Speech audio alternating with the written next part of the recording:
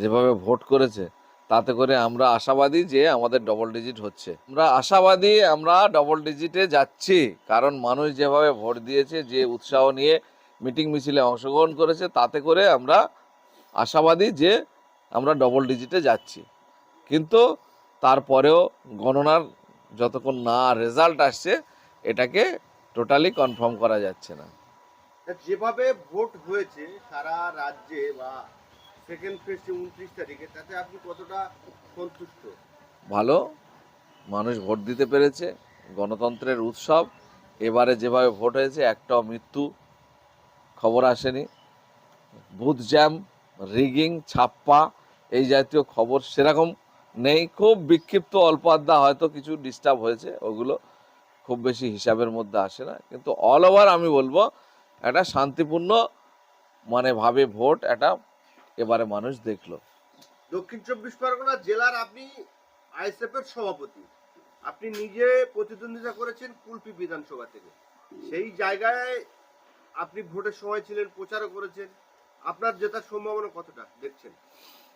এখন পর্যন্ত সাধারণ মানুষের যা পালস, যেভাবে রিপারকেশন আমি পাচ্ছি, তাতে করে আমার জেতার সম্ভাবনা প্রবল আছে।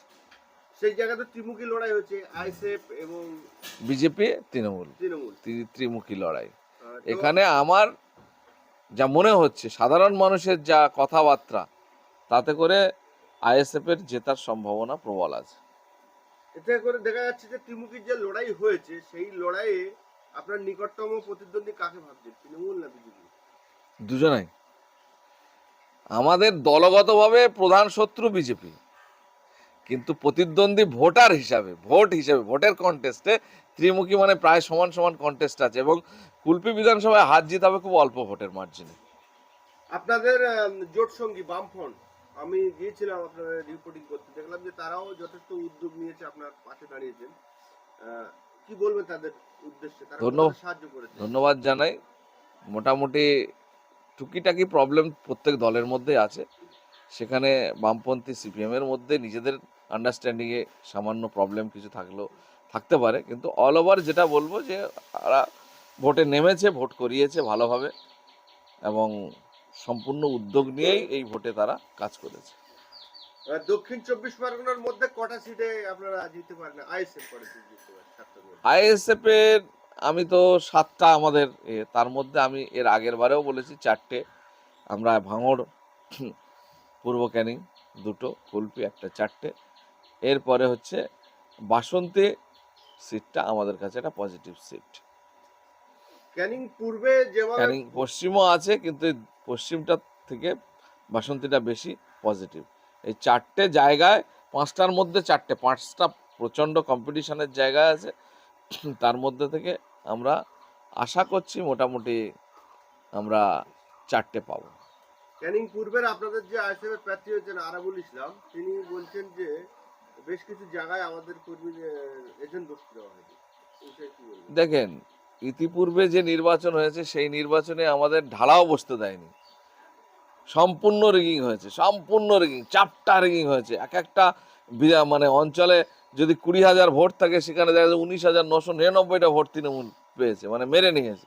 সেই জায়গায় দাঁড়িয়ে তুলনামূলক বিশ্লেষণ করলে এবারেও কিছু কিছু জায়গায় বসতে দেয়নি, রিগিং ছাপ্পা করার চেষ্টা করেছে, কিন্তু সেই তুলনায় কিন্তু অনেক কম।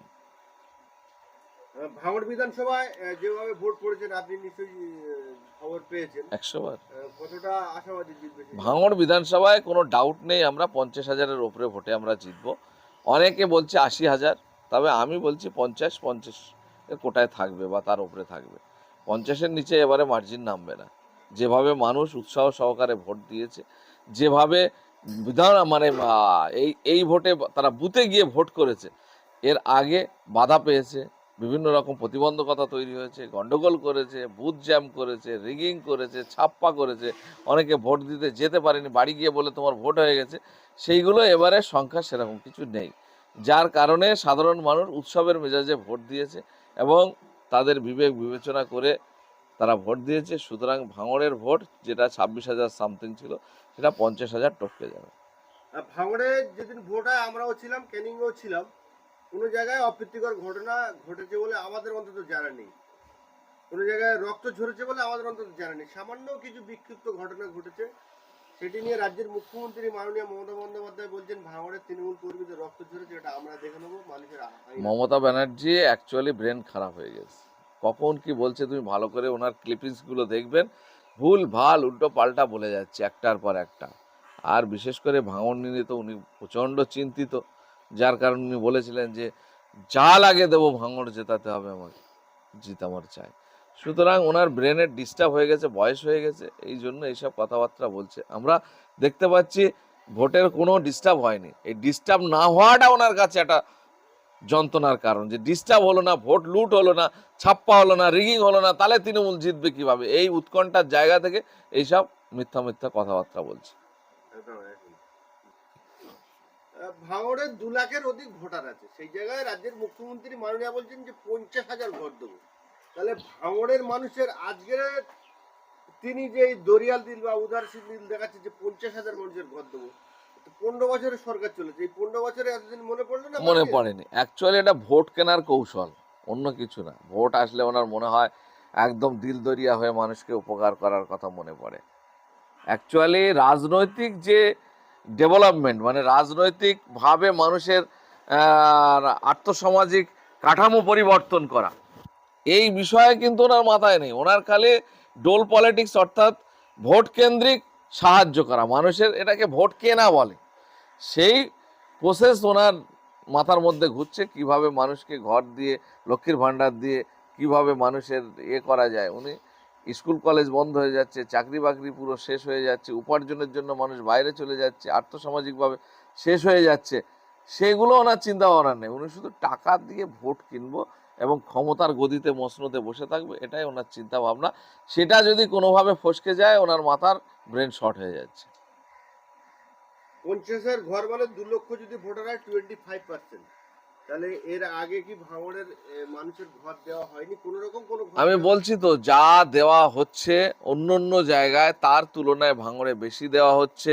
তার কারণ হচ্ছে গিয়ে এখানকার মানুষ ওনার চালাকি ধরে ফেলেছে, সেটাকে কন্ট্রোল করে নিজের নিয়ন্ত্রণে আনার জন্য এইভাবে উনি করছেন।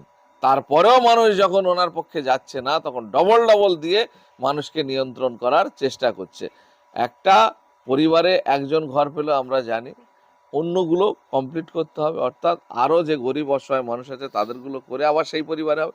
কিন্তু ওনার কথা হলো গিয়ে তৃণমূল যারা করে, তৃণমূল যারা করবে তাদেরকে এটা দেওয়া হবে। আপনি ভালো করে খোঁজ খবর নিয়ে দেখবেন, প্রচুর খবর আছে আমাদের কাছে, যারা বিরোধী দল করে বা ওনাকে সমর্থন করে না, এরকম যারা আছে তাদের উনি ঘর, ওনার নেতারা কেটে দিচ্ছে, লিস্টে নাম থাকলেও কেটে দিচ্ছে, করতে দিচ্ছে না। কিন্তু যার ছাদ দেওয়া ঘর আছে, যার করার মতো, অ্যাকচুয়ালি এই ঘরটা যাদের সামর্থ্য নেই তাদের জন্য, তাহলে সেই সরকারি টাকা উনি যাদের আছে, যাদের করার মতো ক্ষমতা আছে, যাদের মাথায় ছাদ আছে, এরকম প্রচুর লোক এই টাকা পাচ্ছে, কারণ তৃণমূল